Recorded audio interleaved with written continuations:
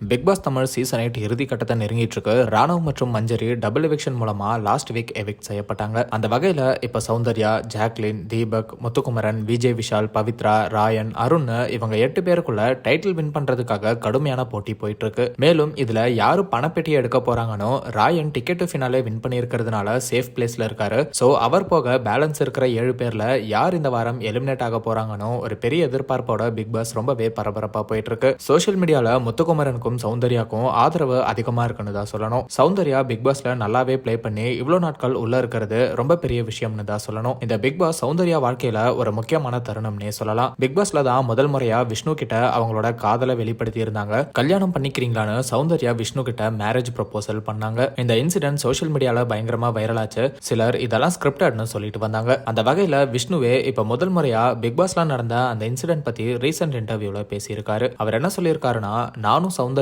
நல்ல ஃப்ரெண்ட்ஸா சில வருஷங்கள் பழகிட்டு வந்தோம். நான் எப்படி கஷ்டப்பட்டு பிக் பாஸ்க்கு போனேனோ அதே மாதிரி தான் அவங்களும் போயிருக்காங்க. எங்களோட மியூச்சுவல் ஃப்ரெண்ட்ஸ் மூலமா சௌந்தர்யாக்கு என்ன பிடிக்கும் அப்படிங்கிற விஷயம் தெரிய வந்துச்சு. எனக்குமே அவங்கள பிடிக்கும். ஆனா ஃபர்ஸ்ட் நம்ம லவ் சொல்லிட்டா எங்க நெகட்டிவா ஏதாவது சொல்லிடுவாங்களோ அப்படிங்கிற பயம் எல்லாரும் மாதிரி எனக்கும் இருந்துச்சு. அன்னைக்கு பிக் பாஸ்ல ஃப்ரெண்டா நார்மலா தான் உள்ள போனேன். ஆனா அதுக்கப்புறம் அங்க நடந்தது எல்லாமே சர்ப்ரைஸ் தான். சிலர் இது ஸ்கிரிப்டட் டிஆர்பிக்காக பண்றாங்கன்னு சொல்லுவாங்க. எந்த பொண்ணாவது இப்படி ஊரறிய ஒருத்தரை கல்யாணம் பண்ணிக்கிறீங்களான்னு கேட்பாங்களா? இப்போ சொல்றேன், ஆமா நாங்க லவ் பண்றோம், இப்போ தானே லவ்வர்ஸ் ஆகியிருக்கோம், கொஞ்ச நாள் நாங்க லவ்வர்ஸா டேஸை என்ஜாய் பண்ணிட்டு சீக்கிரமே கல்யாணம் பண்ணிப்போம், மோஸ்டா இந்த வருஷத்துக்குள்ளேயே கல்யாணம் பண்ணிடுவோம். போன வருஷம் பிக் பாஸ் எனக்கு டைட்டில் தரல, ஆனா இந்த வருஷம் வாழ்க்கையவே கொடுத்துருக்கு. மலையாளம் பிக் பாஸ்ல எப்படி பியோலியும் ஸ்ரீனிஷும் லவ் பண்ணி கல்யாணம் பண்ணிக்கிட்டாங்களோ அதே மாதிரி தமிழ்ல பிக் பாஸ் மூலமா ஜோடி சேர போற முதல் கப்பல் நாங்களா தான் இருக்கோம். என்ன அந்த கப்பல் ஒரே சீசன்ல வந்தாங்க, நாங்க அடுத்தடுத்த சீசன்ல வந்தவங்க அவ்வளவுதான். பிக் பாஸ்ல ஜாக்லின், ரஞ்சித் சார், ரவீந்தர் சார்னு இவங்க எல்லாருமே ரொம்பவே ஃபேமஸ் ஆனவங்க. ஆனா நிறைய பேருக்கு சௌந்தர்யாவை பிக் பாஸ் மூலமா தான் தெரியும். எந்த பெர்ஃபார்மன்ஸும் பண்ணாம